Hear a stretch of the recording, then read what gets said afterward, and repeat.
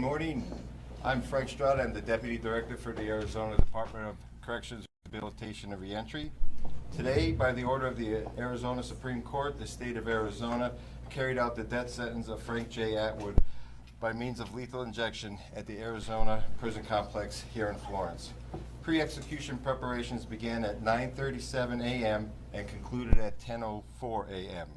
The execution commenced at 10:04. Inmate Atwood was pronounced dead at 10:16 a.m. His last words were, and I quote, "Thank you, precious Father, for coming today and shepherding me into the faith. I want to thank my beautiful wife who has loved me with everything she has. I want to thank my friends and legal team, and most of all, Jesus Christ, through this unfair judicial process that led to my salvation. I pray the Lord will have mercy on all of us, and that the Lord will have mercy on me." End of quote. At this time, I'd like to introduce Judy Keene, our Director of Communications for Arizona Department of Corrections and Reentry.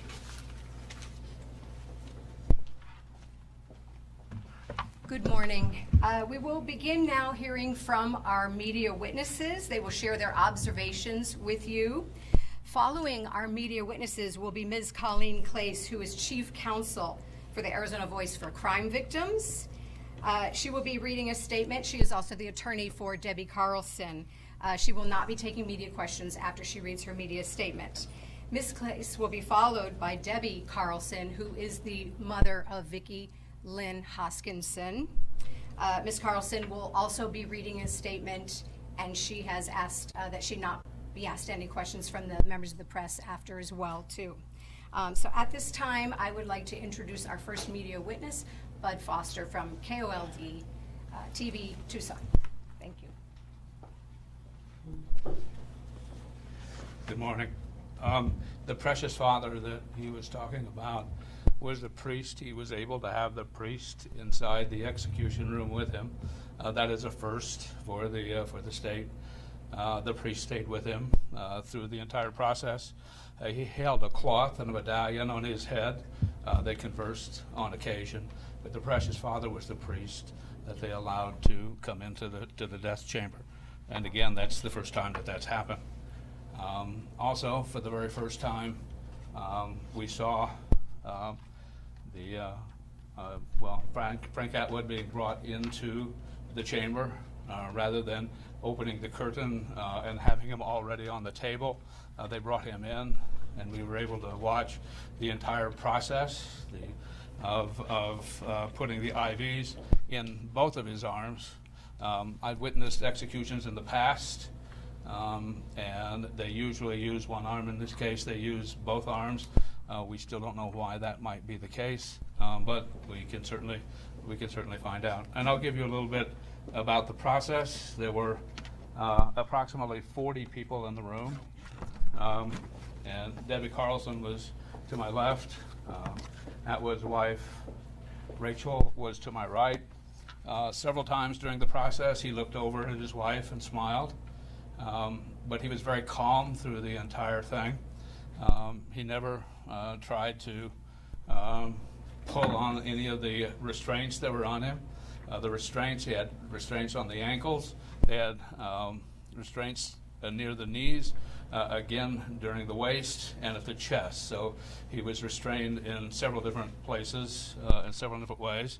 But never once did he attempt to pull on any of the restraints. He was very calm, very relaxed through the entire process. He chatted occasionally with the doctors who were putting in the IVs and doing the other pre-work that they were doing, so he would chat with them on occasion. Not exactly sure what he was talking about, but whenever they were putting in the IVs and they were searching for veins, he would say something to the doctors as they were getting him prepped for the execution. You heard the last words. You've heard the time, so I'm not going to get into that at all. But it took about 20 minutes in prep work. There didn't seem to be any issues, didn't seem to be any problems. They were able to find the veins that they needed to find and found them very quickly. So that was not a problem. Again, like I say, I've witnessed other executions which were somewhat hard to watch, John Brewer in 1993, who fought very hard before his execution. And this one, I would have to say, it was probably the most peaceful of any of the executions that I have witnessed in the past. I think Lupita might say the same thing. There was nothing that would lead you to believe that he was being prepped for anything other than maybe surgery or an operation or something to that effect. It was not. It was very clinical. I would have to say very, very clinical. And there was nothing about it that was difficult. Now, this was the first time we were able to see the entire process. So I can't tell you what happened afterwards. I can't tell you what happened before. All I can tell you is that we were able to watch him being brought in, laid on the table, restrained. During the time, he would close his eyes frequently, or he might just stare at the ceiling. And as I said, he acknowledged his wife on several occasions. He would look over at her. She was on my right. He would look over at her and smile. But as far as any kind of fighting, or he seemed to accept his fate. He did not apologize in his last words. He did talk about the judicial process or the legal process, and he said it was unfair, but he did not apologize to anyone. And I was sort of surprised by that. I think a number of people had thought that he might do that because he had said earlier that he hoped that this brings peace to the family, but he did not reiterate that during the execution this afternoon. They sedated him. It took about 7 minutes to be sedated. They announced, after they read the death warrant, they sedated him. It took about 7 minutes for him to be sedated. The doctor came in, said he's sedated. They announced that, and then the execution began. And it was, maybe 10 minutes or so, 8 to 10 minutes, 12 minutes before he was pronounced dead. That's what I have. I'll introduce Lupita from KVOA, and she'll give you her observations.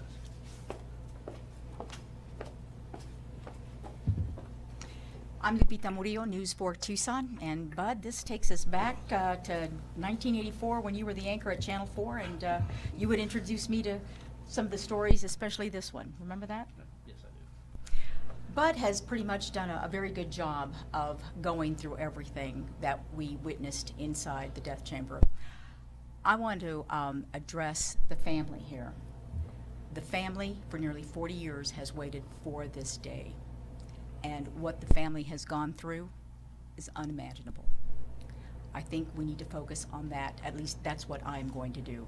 I have known the family since 1984, and like many of the deputies that worked to find Vicki, I have remained friends with them.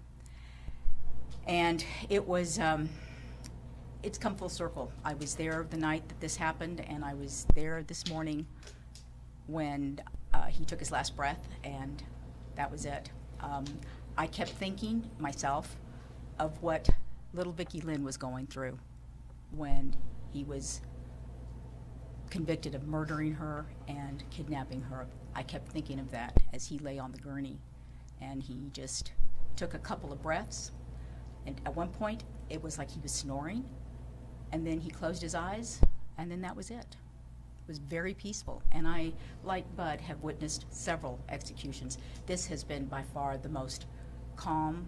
There wasn't any jerking movements on his part like I've seen in the past. And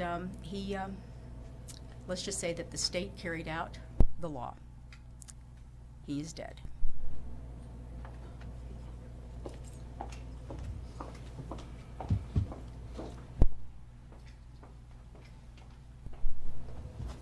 Hi, my name's Henry Breen. I'm a reporter with the Arizona Daily Star in Tucson.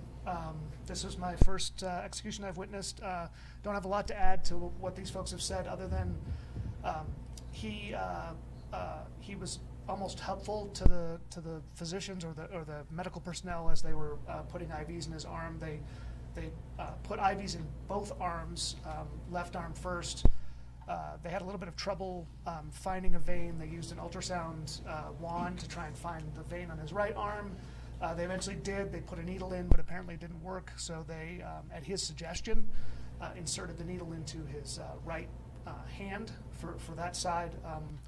Unclear why they did IVs on both sides, but it appeared that they only injected on one side of the IVs. They only actually used one set of IVs that I could tell.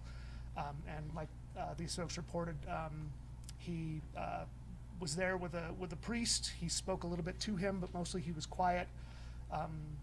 He thanked the medical personnel as they worked on him, and then he went to sleep. He snored a little bit and stopped breathing, and that was it. Any questions? No? There was discussion of him, of adjustments to be made for spinal pain and so on. Did you see any of this? Yeah, it did appear he had a wedge-shaped pillow that they placed behind his head. He didn't complain about his back that we saw during the process. The only complaint he made was at one point he complained that his left hand restraint was digging into his arm, and they adjusted it for him, and he thanked them, and that was it.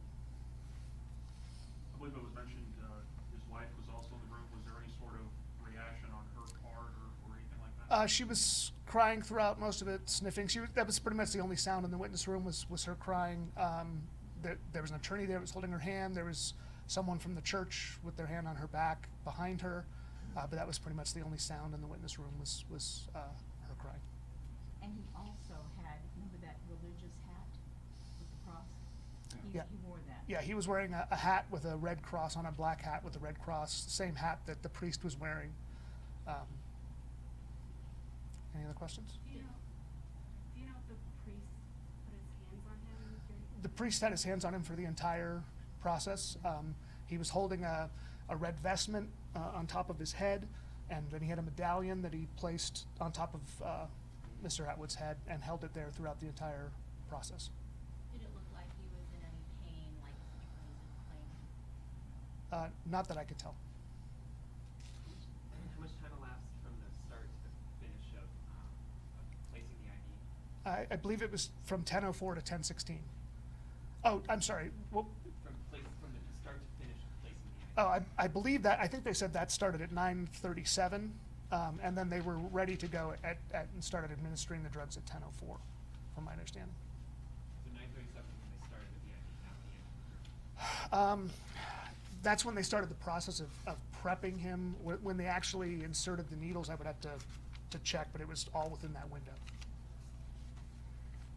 Not the prep altogether took about a half an hour. Yeah. Pretty close to half Yeah. an hour from the time they put him on the table until, Also, it was pretty close to a half hour because it was right at 10. So it was, my watch said 27, and then they announced the warrant at, right at 10 o'clock. So the whole prep process took about 30 minutes. Yeah, that's there was about about 40 people there, as Bud mentioned, but also the Attorney General was also there. Mark Brnovich came at the very last minute. He was there. it. Any other questions? When he was declared unconscious, did they do any kind of checks that you could see? Before they announced that he was sedated, they did come in and check his pupils and reactions, I believe is what they were doing. And then, Yeah, they were lifting his finger, lifting Yeah. his hand. to then the see- next thing they did was came in and pronounced him dead. So there was a clear demarcation from the administration of the sedative to the lethal part. He went to sleep and really didn't stir after that. It was difficult to tell. I believe they were on the third syringe when he became unconscious, but I'm not for sure on that. You can see the color. He was sedated at 10:10, and the execution was completed at 10:16. You can see the color in his face leave at the very end. And that's how I could tell that, I mean, just from the observation, since I'd seen this happen before, I saw the color in his face leave, and I knew at that point that he was deceased. But again, Yeah, he never moved once they sedated him. He tilted his head slightly to the right and remained in that position throughout.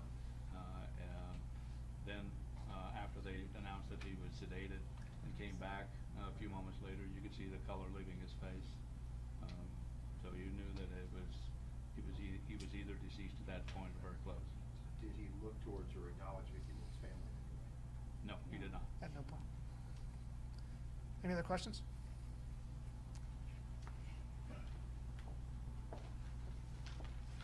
Okay, as noted, we will now hear from Colleen Clace, and then she will be followed by Vicky Lynn's mother. Thank you.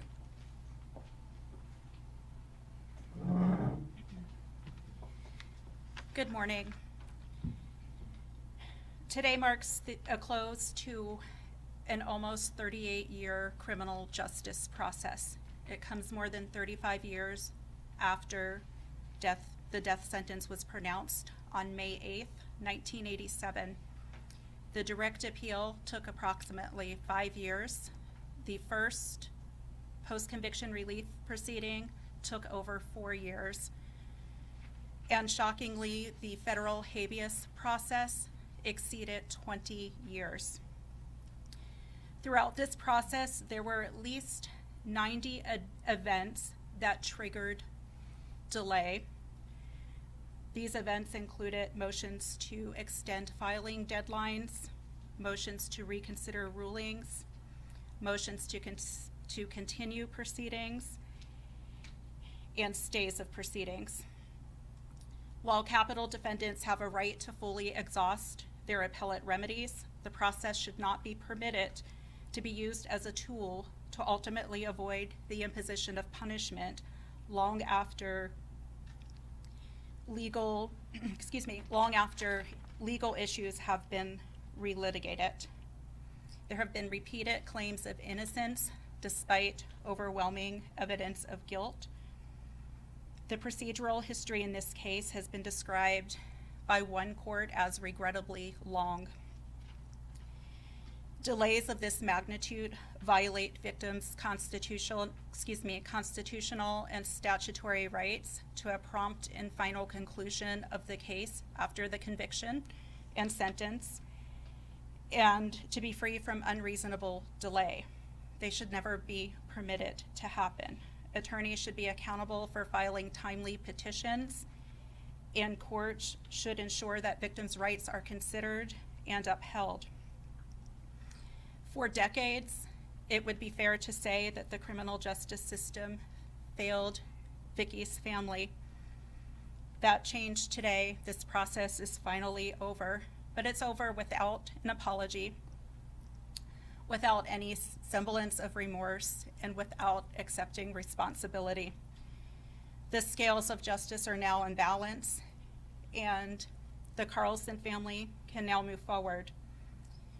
But we acknowledge that today would not have been possible without Attorney General Mark Brenovich and his dedicated staff who have upheld victims' rights.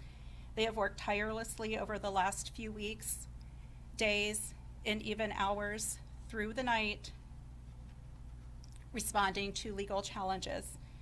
Additionally, the thanks is owed to the Arizona Department of Corrections, Rehabilitation and Reentry, especially the Victim Services Unit, for the support that they have provided to the family. Vicky's mom, Debbie, will now speak with you. I ask that you respect her boundaries and allow her to tell you about Vicky. But I ask further that your reporting will be done in a way that honors Vicky's memory. Thank you.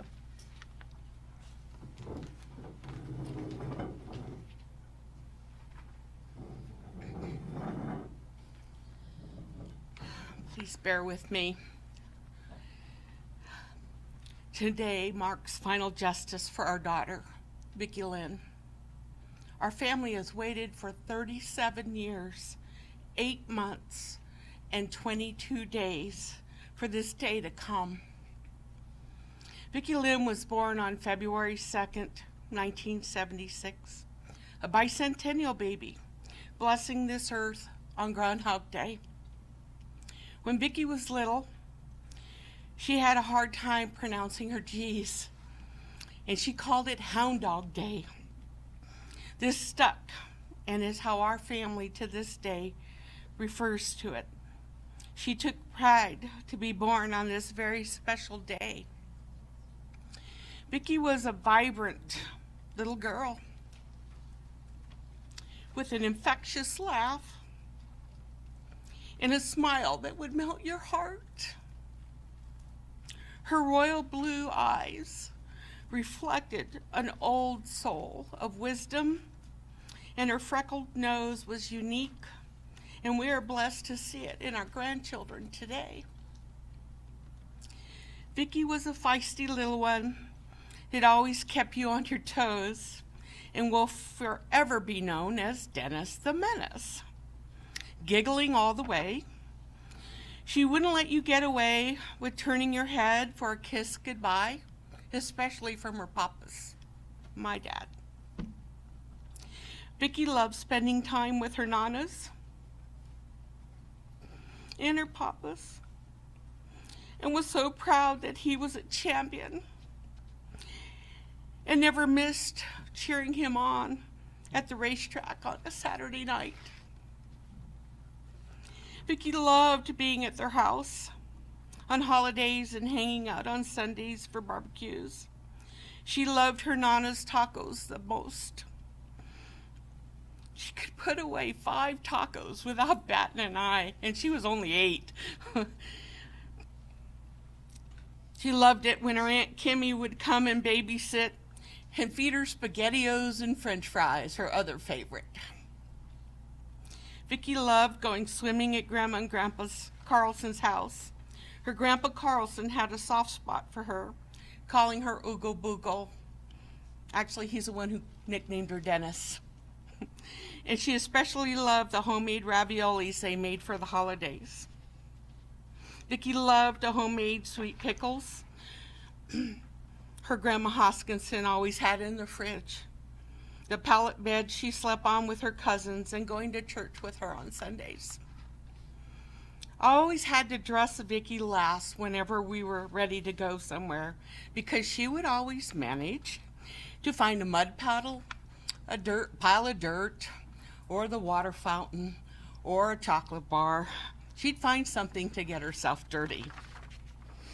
Vicki was smart, she was witty, kind, and loving. She had a temper. People say she was a mini me. I'm really proud of that.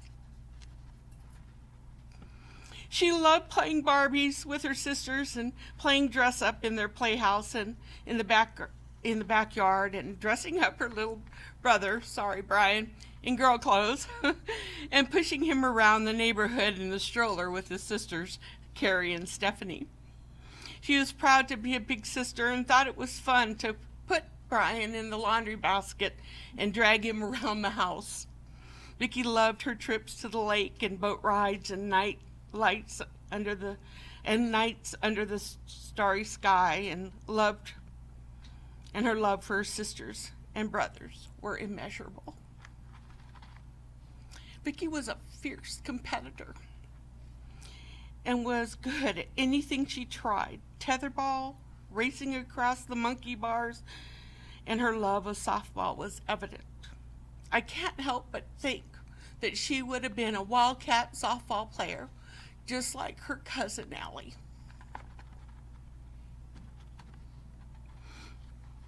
Every opportunity she had to spend with her aunts, uncles, cousins, and friends were special times she loved and cherished.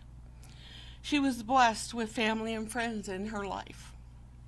In her death, she did the same. You didn't have to personally know her to know Vicki, to love her. It is Vicki's gift to us that we get to see her and our grandchildren, each having a different part of her vivacious personality, her competitiveness, her compassion, and her love for others. As her parents, we could not be prouder of her and her accomplishments in her 8 short years of life. Vicki, you made a difference. The lives you saved, the hearts you touched, we'll never know. I hope you're proud of us and how we've carried on your legacy. To my sister Lori,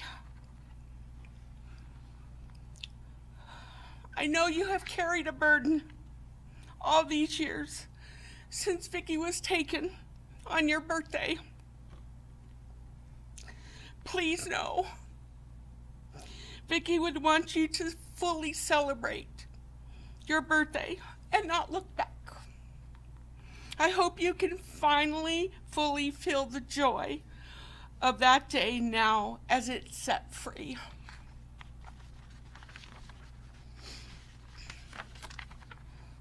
We can never thank every single person who have been a part of this journey with us. There are far too many individuals to individually name, but you all know who you are. From every law enforcement agency, victim services advocate, attorneys, prosecutors, AG Mark Bonovich, Arizona Department of Corrections, Rehabilitation, and Reentry, we thank you, and the media.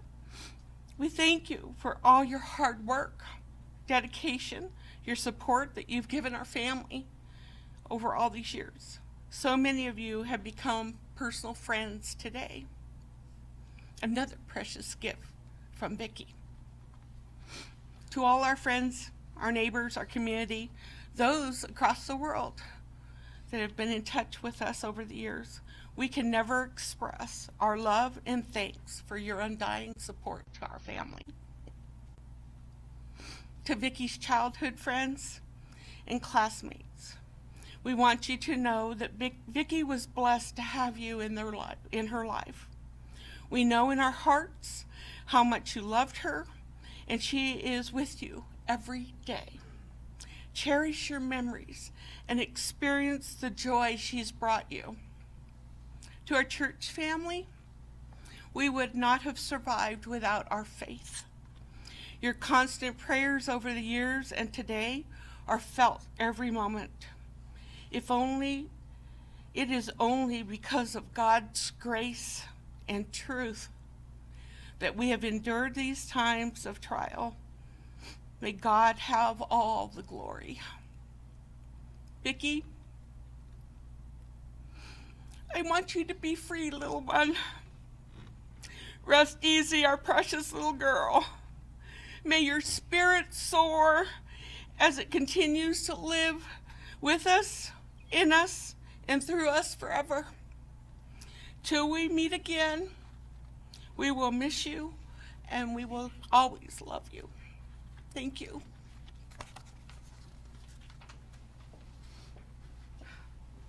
Thank you, Mrs. Carlson. Thank you.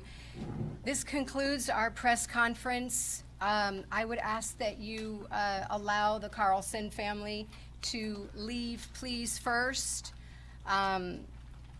We will have vans waiting for you to take you back to the media staging area where you are welcome to continue to do your reporting, live shots, stand-ups, report filing, and we thank you so much for coming today. Thank you.